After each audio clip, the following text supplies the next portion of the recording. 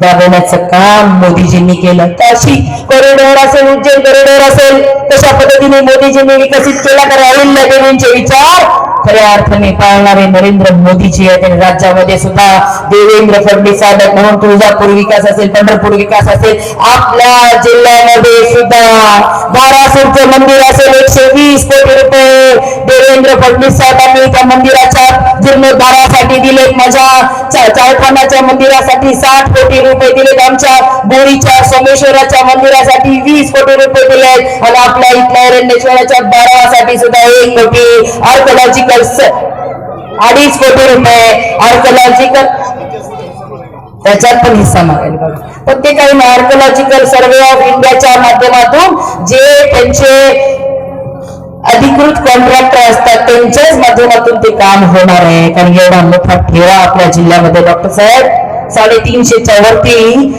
आपल्याकडे मंदिरं आहेत. 100च्या वरती आहे. आणि आपण बघा हम्पीला जातो, 2-3 लाख रुपये एक परिवार खर्च करतो 3 दिवसात त्याला देसायचं आहे. पण आपल्या जिल्ह्यामध्येच एवढा मोठा ठेवा आहे. अनेक तीर्थ क्षेत्रासाठी दर्शनासाठी भक्तगण तर देशातून येतीलच, पण देशाबाहेरून सुद्धा ह्या आपल्या 12वांचा ठेवा बघण्यासाठी मंदिरं कशा उभारले हे कुतूहलाने बाहेर देशातील सुद्धा लोक येतील की कशा पद्धतीने त्या काळामध्ये सुद्धा हे मंदिरं बनले. अनेक चांगल्या गोष्टी आपल्या जिल्ह्यामध्ये आहेत, ते पूर्ण करायच्या. त्यासाठी ह्या निवडणुका अत्यंत महत्वाच्या आहेत. म्हणून आपल्या सगळ्यांना विनंती करायला आली आहे की आपल्याला एरंडेश्वर जिल्हा परिषद सर्कलचा आणि आपल्या पंचायत समितीचा पूर्ण विकास करण्यासाठी, प्रत्येक गावाचा विकास करण्यासाठी ह्या 7 तारखेला आपण कमळाचं बटन दाबणार का?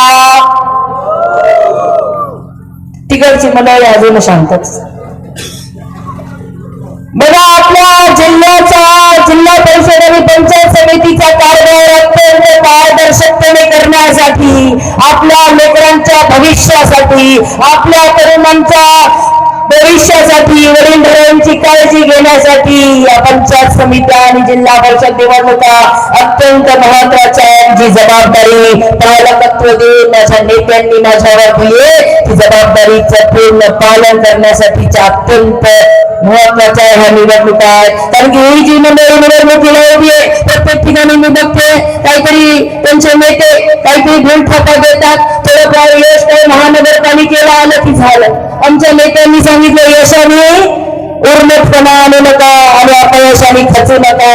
कारण की मोदीजी जेव्हा सांगतात मी प्रधान सेवक आहे, ती सेवाच करण्याचा धर्म आम्ही पाळलाय. या मंचावर बसलेले सगळे माझ्या सहकाऱ्यांच्या सोबत पुढची 5 वर्ष तुमची सेवा करण्याची संधी मी मागत आहे. जे काम आपल्या सगळ्यांचे स्वप्न पूर्ण करण्यासाठी आपल्या प्रत्येक जिल्ह्यातील आपल्या कुटुंबाचं आरोग्य चांगलं राहावं, आर्थिक आरोग्य चांगलं राहावं, आर्थिक घडी चांगली बसावी, तरुणांना उद्योजक बनवायचे, फार्मर प्रोड्युसर कंपन्या स्थापन करायच्या, कोल्ड स्टोरेजच्या सबसिडीच्या योजना आहेत, दुधाळ क्रांती, धवल क्रांती आपल्या या परिसरामध्ये आपल्याला उभी करायची, सिंचनाचा राहिलेला अनुशेष आपल्याला भरून काढायचा आहे, शाश्वत शेती आपल्याला करता यावी, उद्योजक बनता यावं. आपल्याला आताच मी दुपारी जामला जाण्याने छान पद्धतीने संत्री पिकवणारे जाम झाले, तिथे सुद्धा पूर्ण सर्कल हे संत्र्या पिकवणारं सर्कल झालंय. कुणी आवळा पिकवतोय, कुणी डाळिंब पिकवतोय, सीताफळ पिकवतोय. ह्या सगळ्या शेतमाला प्रक्रिया उद्योग निर्माण इथं करायचे. आणि तुम्हाला सांगते आपल्या जिल्ह्याची नोंद ही इमर्जिंग डिस्ट्रिक्ट मध्ये आपण देवाभावना घ्यायला लावली आहे, जेणेकरून इमर्जिंग डिस्ट्रिक्ट म्हणजे आमच्या जिल्ह्यामध्ये इन्व्हेस्ट करा. आता काल परवा आमच्या आठवड्यामध्ये देवेंद्र फडणवीस साहेब हे दावोसला जाऊन आलेले आपण बघितलं असणार. आणि 30 लाख कोटी डॉलरची इन्व्हेस्टमेंट आपल्या राज्यामध्ये देवेंद्रजींनी खेचून आणलेली आहे. पण त्यांची एक अट असणार आहे, जो कोणी इन्व्हेस्टमेंट करण्यासाठी महाराष्ट्रात येणार आहे त्यांनी एक अट टाकली.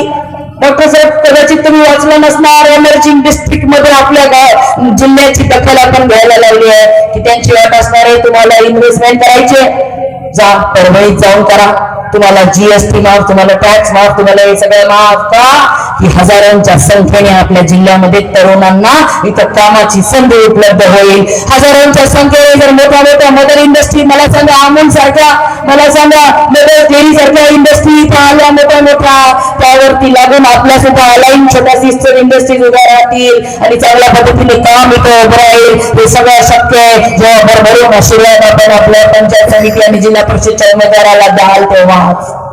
म्हणून तुम्हाला मी विनंती करावी लागली की ज्या या केंद्राच्या केंद्रातील नेतृत्वाने आपल्या सगळ्यांच्या साठी घरकुलाच्या योजना आणल्या आणि मला खात्री आहे राजेशभाई आपल्या गावामध्ये 500च्या वरती लोकांसाठी घरकुलं देण्याचं काम मोदीजींच्या नेतृत्वामध्ये झालंय. पंतप्रधान आवास योजना, मोदी आवास योजना, रमाई आवास योजना, अहिल्यादेवी होळकर आवास योजना आणि यशवंतराव चव्हाण आवास योजना, एवढ्या 5 आवास योजना आपण जिल्ह्यामध्ये राबवल्या. जवळपास 2 लाख कुटुंबांना घरकुलाचा लाभ दिला, आरोग्याच्या सुविधा दिल्या.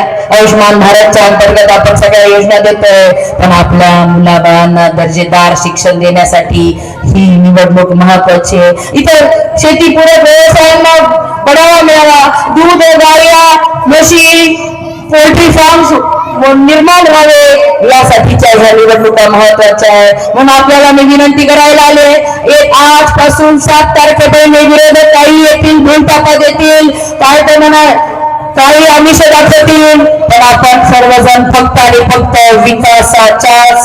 विकासाच्याच कामाचा विचारांच्याच लोकांच्या सोबत राहाल ही अपेक्षा आहे. सांगा मला तरी हात